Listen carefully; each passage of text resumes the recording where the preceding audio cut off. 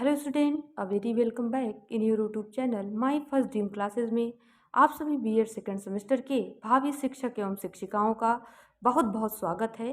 तो चलिए, आज आपके लिए बहुत बड़ा सरप्राइज है। आपको समझाने के साथ साथ एक हैंड रिटन नोट्स भी प्रोवाइड की जा रही है, जिसका फ़ायदा आप अपने एग्ज़ाम में, अपने भविष्य में बहुत ही अच्छी तरीके से ले सकते हैं बिना मेहनत के। समझ रहे हो? चलिए, अब हम देखते हैं कि आज हम आपको सेकंड पेपर कैरिकुलम पढ़ाने जा रहे हैं। कैरिकुलम में हमने आपको बेसिक सी चीज़ें बता दी थी कि कैरिकुलम क्या होता है। ठीक है? तो कैरिकुलम आपने भी देखा था कि इसका बेसिक चीज़ें कि इसका मतलब होता है दौड़ का मैदान। मतलब दौड़ता कौन है शिक्षार्थी, किस पर किस पर दौड़ता है? रास्ते पर। किसको पाने के लिए? अपने लक्ष्य को। अर्थात पाठ्यचर्या वह मार्ग है जिसके अनुसार चलकर विद्यार्थी अपने लक्ष्य को प्राप्त करता है।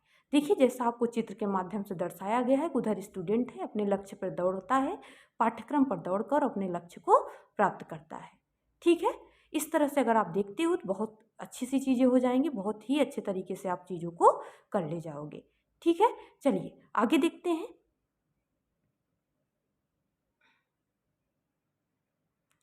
आगे देखते हैं। हमने कुछ थिंकर्स का नाम ऐड किया है। थिंकर्स का नाम ऐड करना आपके लिए बहुत ज़रूरी हो जाता है। तो चलिए हम थिंकर्स देखते हैं। पहला है अकॉर्डिंग टू फ्रॉबेल। फ्रॉबेल क्या कहते हैं पाठ्यचर्या के बारे में?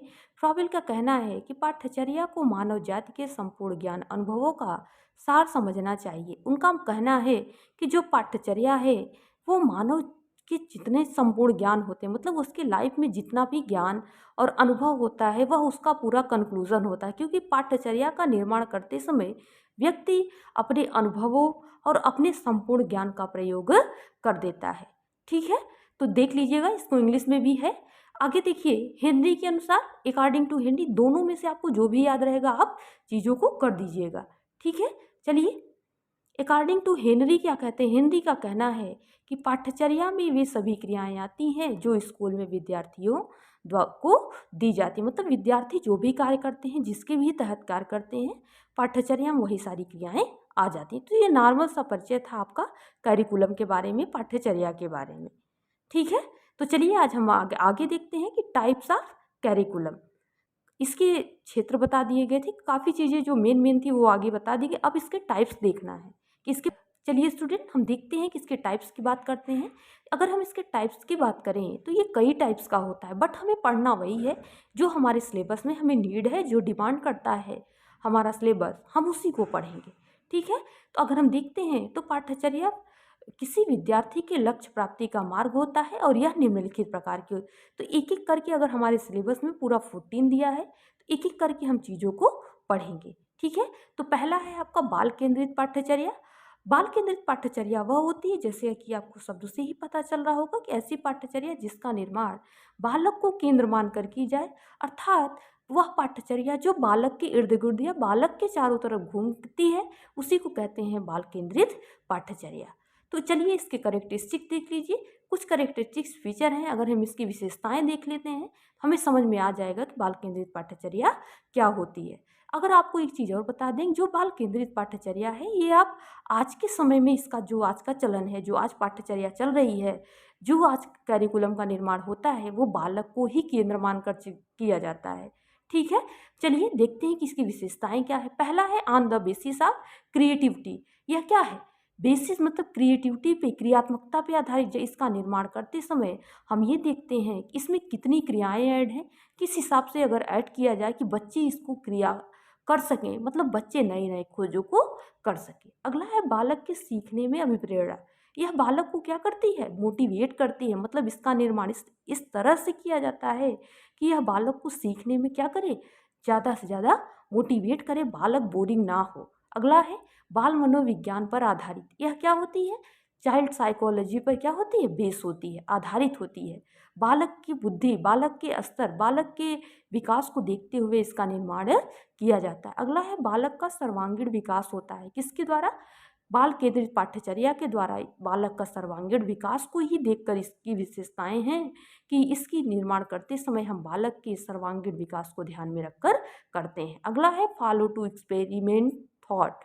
मतलब इसमें क्या है कि बच्चा जो होता है एक एक चीज़ों को अनुसरित करता है। क्या? तो मतलब वह एक्सपेरिमेंट, प्रयोग करने की सोचता है। ठीक है, तो इतनी थी इसकी विशेषताएं। अगर आप इतने समझ लिए हो, इसके बारे में अगर आप लिख देते हो, बाल केंद्रित पाठ्यचर्या के बारे में एक ऐसे तैयार हो जाता है। अगला है देखते हैं इसकी अगला हम देखते हैं कि बाल केंद्रित पाठ्यचर्या की लिमिटेशंस क्या हैं। ठीक है, लिमिटेशंस देखते हैं, सीमाएं क्या हैं। इसकी सीमाएं अगर हम वही देखते हैं, कोई भी चीज़ जहाँ समाप्त हो जाती है वही उसकी सीमा होती है। ठीक है, मतलब कि यह यहाँ पे समाप्त हो गई, क्या कमियां रह गई, क्या अभी ज़रूरत है।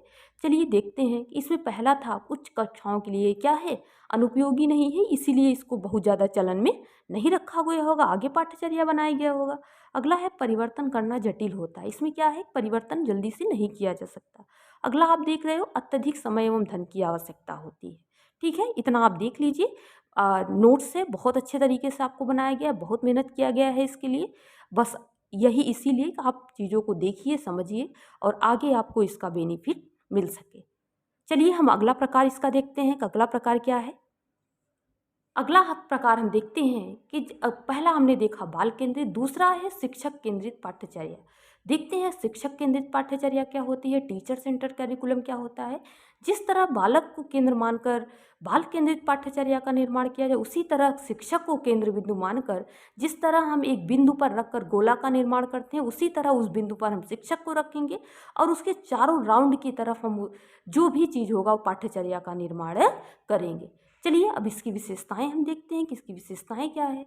विशेषताएं इसकी पहली है, शिक्षक द्वारा यह क्या करती है, बनाई जाती है। शिक्षक केंद्रीय है क्योंकि शिक्षक है तो शिक्षक ही इसका निर्माण करता है, इसलिए वांछित लक्ष्यों को आसानी से प्राप्त किया जाता है। मतलब by making the teacher and the desirable target क्या होता है, ये आसानी से प्राप्त किया जा सकता है। डिजायरेबल वांछित लक्ष्य, मतलब वांछित लक्ष्य का मतलब ये होता है जैसे शिक्षक चाहता है कि हम बालक के में क्या क्या परिवर्तन कर दें, बालक को किन किन विधियों से पढ़ा दें, उन्हीं चीज़ को वो क्या करता है, ऐड करने की पूरी पूरी कोशिश करता है। अगला क्या है, विषय वस्तु का निर्माण छात्रों की रुचि तथा क्षमता के अनुसार किया जाता है। जो शिक्षक केंद्रित पाठ्यचर्या है, इसमें जो विषय वस्तु बनती है, ठीक है, जो आपका सिलेबस बनता है, उसमें यह छात्रों की रुचि होती है, उनकी कैपेसिटी होती है कि बच्चे पढ़ सकें और इंटरेस्ट के साथ पढ़ सकें, उसी हिसाब से इसका निर्माण किया जाता है। अगला है विषय वस्तु तथा सामग्री में तार्किकता। जो विषय वस्तु बनती है, जो सिलेबस बनता है और जो इसकी एड्स होते हैं सामग्री, उसमें क्या होता है, तार्किकता होती है, बच्चे तर्क कर सकते हैं। अगला क्या है, पाठ्यचर्या के विकास में समुदाय की भी भूमिका होती है।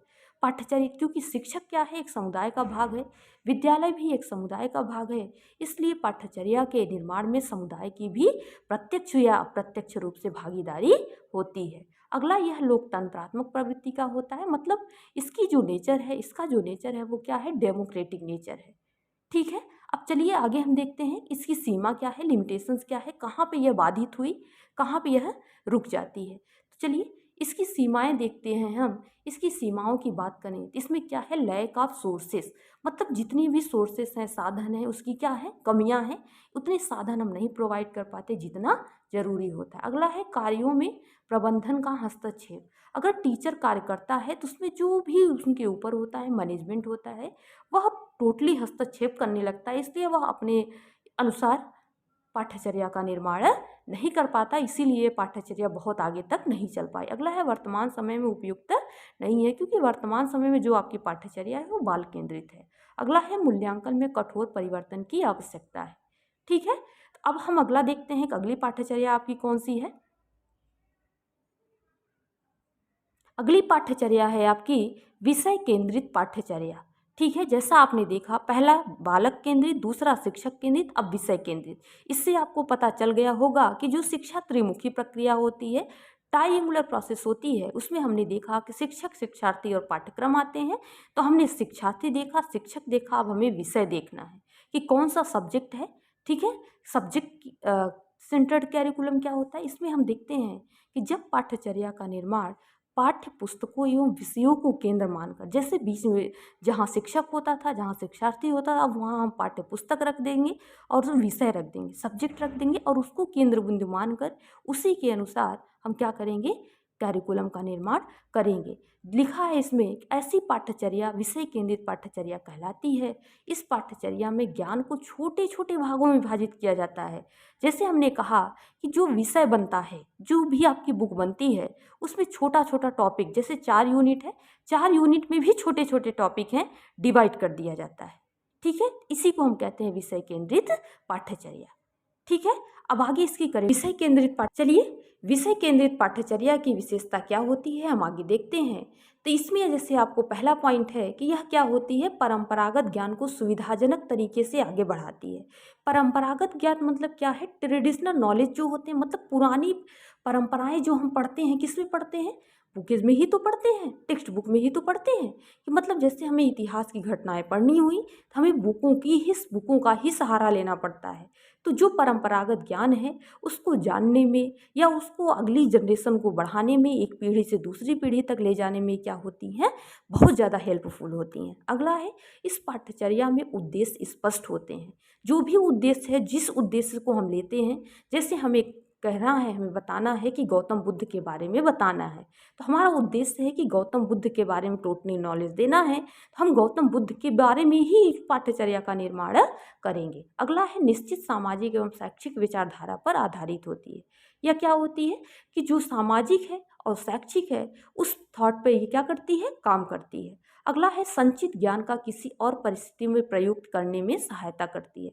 मतलब संचित ज्ञान का मतलब बुक में क्या होती है, ज्ञान संचित। अगर एक लेखक बुक का निर्माण करता है, बुक लिखता है, तो वह अपनी जितनी भी उम्र होता है, जितनी भी उसके काफ़ी उम्र का पड़ाव जो उसने झेला है, उस सारी चीज़ों को उस बुक में ऐड करता है। मतलब जितना भी उसका संपूर्ण ज्ञान होता है, जितना भी संचित ज्ञान होता है, पूरा उस बुक में ऐड कर देता। अगला है, इस प्रकार के पाठ्यचर्या में परिवर्तन एवं संशोधन सरलतापूर्वक किया जा सकता है। इसमें क्या होता है, अगर हम परिवर्तन चाहें तो अच्छी तरीके से कर सकते हैं, क्योंकि बहुत ज़्यादा लोगों को नहीं, इसमें एक लोग की थाट होती है।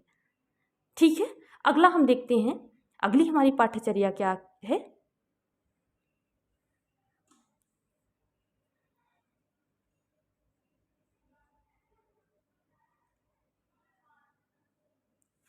चलिए अगली हम चलिए अगली एक पाठ्यचर्या देखते हैं, सहसंबंध पाठ्यचर्या, को रिलेशन कैरिकुलम। देखिए, जो आपके टाइप्स हैं थोड़ा ज़्यादा हैं, तो हम एक एक करके थोड़ा थोड़ा ही देखेंगे। फिर आपकी जब आगे मैराथन की क्लास चलेगी, जो इम्पोर्टेंट होगा उसको हम बहुत भी अच्छी तरीके से पढ़ा देंगे। बाकी अभी आप लोग ये देख के नोट्स बनाते जाइए। ठीक है, देखिए, सहसंबंध पाठ्यचर्या क्या होती है, को रिलेशन कैरिकुलम। को रिलेशन कैरिकुलम वो होती है जब पाठ्यचर्या का निर्माण विभिन्न पाठ्य विषयों से सहसंबंध दर्शाते हैं। मतलब जैसे हमने कहा कि अगर हमें इन्वायरमेंट में देखें तो हमें सारी चीज़ें आ जाती हैं, फिजिक्स भी आ जाता है, मैथ भी आ जाता है, हिस्ट्री भी आ जाता है, ज्योग्राफी भी आ जाता है। तो यही है क्या, सहसंबंध। जैसे आपको सहसंबंध को रिलेट करना, किससे को रिलेट करना, डिफरेंट टाइप ऑफ सब्जेक्ट से। ठीक है, तो जब ये विभिन्न सब सब विषयों से को रिलेट करती है ऐसी, तो इसे हम कहते हैं सहसंबंध पाठ्यचर्या। देखिए, इसकी विशेषता क्या है, इसकी विशेषता आप देख लीजिए ध्यान से। पहली विशेषता है कि एक विषय के साथ अन्य विषयों का भी ज्ञान प्रदान किया जाए। सबसे बड़ी उपयोगिता इसकी यही है, अगर हम एक विषय के बारे में पढ़ते हैं, एक विषय पढ़ते हैं, हम उसमें कई विषयों का नॉलेज देख लेते हैं। ठीक है, अगला है, शिक्षकों को भिन्न भिन्न प्रकार से पाठ्य योजना बनाने की आवश्यकता होती है। इसमें क्या है, क्योंकि जैसे सब्जेक्ट एक है, जैसे सब्जेक्ट एक हम देख रहे हैं, सारे सब्जेक्टों को इसमें संबंधित किया गया है, कोरिलेट किया गया है। तो जो टीचर पढ़ाएगा, आपको पढ़ाने से पहले वो अलग अलग चैप्टर का, अलग अलग टॉपिक का लेसन प्लान भी बनाएगा। ठीक है, अगला है, छात्र एक विषय को दूसरे विषय के साथ क्या करते हैं, दूसरे विषय के तथ्यों के साथ संबंधित कर पाते हैं। जैसे हम कहते हैं आपसे, अगर बच्चे को हम हिंदी पढ़ा रहे हैं, ठीक है, हमने हिंदी पढ़ाया, तो हिंदी में काफ़ी चीज़ें ऐसी आती हैं जो हिस्ट्री में है, हिस्ट्री उसमें काफ़ी चीज़ें ऐसी आती हैं कि जो हमारे संस्कृत में भी है। तो वो क्या कर रहा है, एक सब्जेक्ट को दूसरे सब्जेक्ट से, उसके तथ्य को, उसके कॉन्सेप्ट को एक दूसरे कॉन्सेप्ट से को रिलेट कर रहा है। अगला है, छात्रों में छिपे व्यवहारों का अध्ययन किया जाता है। मतलब जो हिडन बिहेवियर है, उसके द्वारा ही जब कई संबंध दिखते हैं, तो बच्चा क्या करता है, ऑटोमेटिक अपने हिडन बिहेवियर को दिखा देता है, और टीचर्स क्या करते हैं, उसको हम आसानी से अध्ययन कर सकते हैं। अगला है, मात्रात्मक आंकड़ों का सरलतापूर्वक विश्लेषण किया जाता है। ठीक है, विश्लेषण, मात्रात्मक आंकड़े क्या होते हैं, जो क्वांटिटेटिव आपके वैल्यू है उसको हम सरलता से क्या करते हैं, अलग अलग करके देख सकते हैं। किसमें? कोरिलेट कैरिकुलम में। ठीक है, तो ये आपका चौथा प्रकार था। अब हम अगला प्रकार देखते हैं। अगला प्रकार आपका है पांचवा, समन्वित पाठ्यचर्या, कोर कैरिकुलम। देखते हैं समन्वित क्या होता है। समन्वित ऐसी पाठ्यचर्या, कुछ विषय तो अनिवार्य है। जैसे हमने कहा, अगर आप थर्ड में पढ़ते हो, अगर आप इसी में पढ़ते हो, जैसे इसी की हम बात करें आपके सेकंड सेमेस्टर की, तो 3 विषय तो आपके लिए अनिवार्य है। लेकिन चौथे में क्या है, बच्चा चूज कर सकता है कि वह क्या पढ़ना चाहता है कि नहीं। इन्वायरमेंट पढ़ना चाहता है कि और कोई सब्जेक्ट जो एक है पढ़ना चाहता है। तो इसमें समन्वित का मतलब यही है कि इसमें ऐसी पाठ्यचर्या का निर्माण किया जाता है जिसमें बच्चे को एक विषय तो लेना अनिवार्य है, कंपलसरी है, बट एक विषय उसका क्या होता है, चयनित करने के लिए होता है, वो चूज कर सकता है, स्वतंत्र है उसके लिए। अब हम देखते हैं इसकी करेक्टरिस्टिक्स क्या होती है, विशेषताएं क्या होती हैं। तो विशेषताओं को आप ध्यान से देख लीजिएगा। अगर विशेषताएं आपने पढ़ ली तो आपको डिफिनीशन में कोई दिक्कत नहीं हो सकती। तो इसकी विशेषता क्या है, इस पाठ्यचर्या में कई विषय एक ही साथ क्या करते हैं, पढ़ाए जाते हैं। इस पाठ्यचर्या का निर्माण करते समय यह देखा जाता है कि इसमें कई विषयों का ज्ञान ऐड कर दिया जाता है। तो आपने कहा होगा कि यही तो कोरिलेट में भी था। तो हाँ, कोरिलेट में भी यही था, लेकिन इसमें भी यही है। इसमें आपने देखा कोरिलेट में सारे सब, इसमें कोई चूज नहीं था, लेकिन इसमें क्या है, आपका इच्छा के अनुसार एक सब्जेक्ट है, एक कंपलसरी है। अगला है पाठ्य वस्तु को पढ़ाने का कोई निश्चित समय नहीं होता, क्योंकि इसमें कई विषय हैं। तो हम किसी निश्चित नहीं, चलिए हम आपको अभी ये पढ़ा देते हैं, अभी वो पढ़ा देते हैं, कोई निश्चित क्या होता है, टाइम नहीं होता। आप कभी भी जाके कोई भी सब्जेक्ट पढ़ा सकते हैं, क्योंकि कोई भी सब्जेक्ट सीरियल से नहीं होता। यह पाठ्यचर्या मनोवैज्ञानिक दृष्टिकोण पर आधारित, अगर आप देखेंगे तो पॉइंट है इसका, बट सारी पाठ्यचर्या साइकोलॉजी पर निर्धारित होती है। सारी पाठ्यचर्या अगर आप देखोगे, जितने भी टाइप्स हैं इसके, सब मनोविज्ञान के दृष्टिकोण पर ही आधारित होती है। अगला है बालकों को विविध विधियों का ज्ञान होता है। जैसे विविध विषय हैं, डिफरेंट टाइप से सब्जेक्ट हैं, तो उसमें क्या होगा, कई विषय का भी तो ज्ञान होगा, बात सेम इसी है। अगला है इस पाठ्यचर्या द्वारा बालक की समस्त आवश्यकताओं की पूर्ति होती है। इसमें क्या होता है, जो बालक है उसकी जितनी भी नीड होती है वो क्या हो जाती है, पूरी हो जाती है। इतनी विशेषताएं थी इसकी। ठीक है, अगला हम देखते हैं अगली पाठ्यचर्या कौन सी है, छठवीं। अगली पाठ्यचर्या है आपकी मिश्रित पाठ्यचर्या। देखिए, जो आपकी समन्वित है, जो सहसंबंधित है, उसने क्या किया था कि एक सब्जेक्ट से, एक विषय से दूसरे विषय को कोरिलेट किया था। लेकिन मिश्रित पाठ्यचर्या क्या है कि एक ही टॉपिक में, एक ही सब्जेक्ट में काफ़ी चीज़ों को ऐड कर दिया गया। जितने भी सब्जेक्ट हैं सबको क्या किया गया है, मतलब जैसे हम कहते हैं कि अगर आप कोई भी चीज़ बनाते हो तो उसमें काफ़ी चीज़ें, मिक्स वेजिटेबल जैसे आप कहते हो, तो उसमें क्या किया आपने, कई चीज़ों को मिक्स कर दिया, फ्यूज करा दिया। ठीक है, तो यही होती है मिश्रित पाठ्यचर्या। देखते हैं ऐसी पाठ्यचर्या जिसमें हम कई सब्जेक्ट को, कई सब्जेक्ट के कंटेंट को क्या करते हैं, एक साथ ऐड कर देते हैं। इसमें देखिए इसकी विशेषताएं क्या है, बालकों की ज्ञानार्जन संबंधी जिज्ञासा समाप्त हो जाती है। इसमें क्या है कि मतलब जो बच्चा ज्ञानार्जन करता है, जैसे हमने कहा अगर आप एक रो में लगाए हो, हिंदी अच्छे से पढ़ रहे हो या बायोलॉजी अच्छे से पढ़ रहे हो, तो आपको अगर वहीं तुरंत फिजिक्स आ गया तो क्या होता है, जिज्ञासा समाप्त हो जाती है, यार ये क्या आ गया। ठीक है, अगला है इससे व्यापक संबंधी पाठ्यचर्या का जन्म होता है। इसमें क्या है कि अगर हम कई विषय को मिला देते हैं, ब्रॉड हो जाता है। ठीक है, अगला है विविध विषयों में परस्पर घनिष्ठ संबंध होता है। जिस विषय में अगर इसको मानकर ऐड किया जाता है तो उसमें क्या होते हैं, वो आपस में उनका घनिष्ठ संबंध होता है। अगला है यह पाठ्यचर्या बच्चों के लिए बोझिल नहीं होती। बोझिल नहीं होती, चलिए ठीक है, आप ये पढ़िए, इसमें आप माहिर हो जाइए। तो इसमें क्या है, बच्चे थोड़ा थोड़ा करके सारी चीज़ों को पढ़ते हैं, क्योंकि यह मिक्स है। अगला है इसमें विषयों की अधिकता होती है। जब मिक्स है भाई, तो विषयों की अधिकता कॉमन सी बात है। ठीक है, तो ये क्या हो गई आपकी मिश्रित पाठ्यचर्या। तो आई होप कि आपको इतनी पाठ्यचर्या समझ में आ गई होगी अच्छे से। ठीक है, बाकी जितनी भी पाठ्यचर्या हैं वो आपको अगले वीडियो में, अगले कंटेंट में मिल जाएगा। आई होप कि आपको ये चीज़ें पसंद आई होंगी, अच्छा लगा होगा ये सरप्राइज़। तो आपके लिए एक बहुत बड़ा आसान रास्ता मिल गया है। अगर आपको अच्छा लगा है, समझ में आया है, तो अगर कोई भी आपको फीडबैक देना है तो आप फीडबैक ज़रूर दीजिएगा, इंतज़ार रहेगा आपके फीडबैक का। चलिए, तो यहीं से हम आज के टॉपिक को समाप्त करते हैं। जय हिंद, जय भारत।